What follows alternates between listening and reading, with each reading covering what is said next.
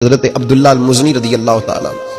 کچھ لوگوں کی نا زندگی بڑی مختصر ہوتی ہے، لیکن جتنے زندگی میں لمحات ہوتے ہیں نا، ایک ایک لفظ بڑا قیمتی ہوتا ہے، شب و روز میں ایک ایک جملہ بڑا قیمتی ہوتا ہے. مختصر سی میری کہانی ہے، پر جو بھی ہے آپ کی مہربانی ہے.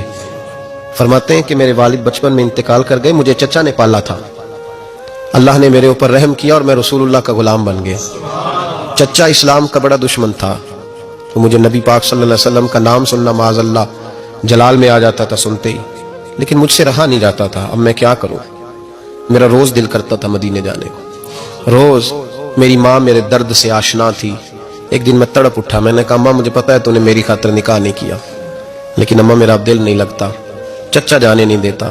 اماں کہنے لگی بیٹے جا، میری طرف سے اجازت ہے. کہتے ہیں میں جا کے چچا کے سامنے کھڑا ہوا. چچا میں نے جانا ہے. کہاں؟ پتہ اسے تھا مسلمان ہے. کہاں جائے گا؟ میں نے کہا مجھے مدینے جانا ہے. کہتے ہیں وہ تو آگ بگولا ہو گیا. کہنے لگا تیرے پاس جو کچھ ہے سارا میرا دیا ہوا ہے. تو میں نے کہا چچا رکھ لے. کہا جیبوں میں جو ہے وہ بھی نکال دے. کہتے میں نے رکھ دیا. پھر جلال میں کہنے لگا یہ جو تو نے کپڑے پہنے یہ بھی میرے ہیں. حضرت عبداللہ المزنی کہتے ہیں میں نے وہ کپڑے بھی اتار کے دے دیے.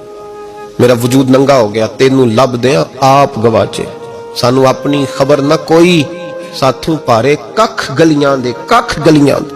سانو آخ دے لوگ شدائی، کیونکہ اسی ننگ نموس دا ساڑ کے چولا، گل پہنے تاج گدائی، آزم اپنا آپ گوایا ہے تا یار نے چاہتی پائی.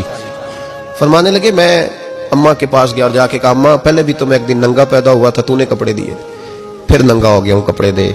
کہتے اماں نے 2 عورتوں والے لباس دیے، وہ پہن کے میں مدینے پہنچا.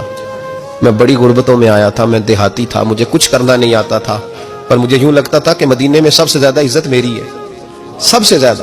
اللہ کے حبیب نے منع فرمایا کوئی اونچا اللہ اللہ نہ کرے، جب کوئی نماز پڑھ رہا ہو سو رہا ہو تو اس کے سامنے اونچا ذکر نہ کرو. کہتے میں ایک دن اونچا اونچا ذکر کر رہا تھا، اونچا اونچا میں ذکر کر رہا تھا، کیونکہ عشق لگا سی کھیڈاں کھیڈ دی نوں، تے مینوں کھیڈاں بھول گئیاں. میں کجل پایا سی یار دے ویکھنے نوں، پھر اودی یاد وچ روندے آئی ڈل گئیاں. حیدر شاہ اس گلی کدے نہ رول دی، پر ہن تے رول گئیاں. کہتے میں اونچا ذکر کر رہا تھا تو حضرت عمر فاروق رضی اللہ تعالیٰ نے ڈانٹ دیا. فرمایا تجھے نہیں پتا حضور نے منع کیا؟ تو عمر نے ڈانٹا تو میں چھپ کے بیٹھ گیا کونے میں. حضور آئے نا نماز پڑھانے تو محبوب نے پتہ کیا وہ عبداللہ کدھر ہے. کہتے میں کونے میں تھا. حضور نے فرمایا کیا ہوا؟ تو میں رو پڑا. میری عزت بڑی تھی نا مدینے میں، کبھی کسی نے کچھ نہیں کہا تھا. نبی کریم نے فرمایا کیا ہوا؟ عرض کی حضور کچھ نہیں. پھر بھی بتاؤ. کہتے میں رو پڑا. میں نے کہا یا رسول اللہ میری غلطی تھی تو سیدنا فاروق اعظم نے ڈانٹ دیا ہے. فرمایا ہوا کیا؟ یا رسول اللہ میں اونچا ذکر کر رہا تھا، اور بات بھی ٹھیک ہے، کچھ لوگ قریب نماز پڑھ رہے تھے، حضرت عمر نے منع کیا. نبی کریم علیہ الصلوۃ والسلام نے فرمایا بلاؤ نہ ذرا عمر کو. خود قانون حضور نے بنایا ہے کہ اونچا ذکر نہ کرے جب کوئی نماز پڑھ رہا، بلاؤ نا عمر کو. جناب عمر آئے تو حضور نے فرمایا عمر میرے عبداللہ کو کوئی نہ ڈانٹے. کسی ان پڑھ سے، کسی دیہاتی سے، کسی بھولے سے انداز دیکھے حضور کا، اسے کوئی نہ ڈانٹے. پھر حضور نے فرمایا تمہیں پتہ ہے یہ میرے لیے کتنی تکلیفیں برداشت کر کے آیا. صحابہ فرماتے ہیں یہ خوش نصیب ہے جس کی روح بھی محبوب کے ہاتھوں میں نکلی. اور جب جنازہ اٹھا تو حضور کی داڑھی سے ہم نے آنسوں کے قطرے ٹپکتے دیکھے. مدینے میں رواج تھا کہ قبر میں قریبی عزیز اتارا کرتے تھے، پر ان کا تو مدینے میں رشتہ دار ہی کوئی نہیں تھا. حضرت عمر فاروق اور جناب ابو بکر صدیق کہنے لگے ہم قبر میں اتارتے. جب ان دونوں نے اٹھایا قبر میں گئے تو کہتے ہیں کمال دیکھو اللہ کے رسول ہم دونوں سے پہلے قبر میں اتر گئے، اور حضور نے یل بدایا ون نہایا میں موجود ہے کہا مجھے دو میں قبر میں اتارتا ہوں. کہتے ہیں حضور نے تنے تنہا پکڑا، تنے تنہا قبر میں اتارا. پسے مردن فرشتوں نے جو تلاشی لی تو کیا نکلا؟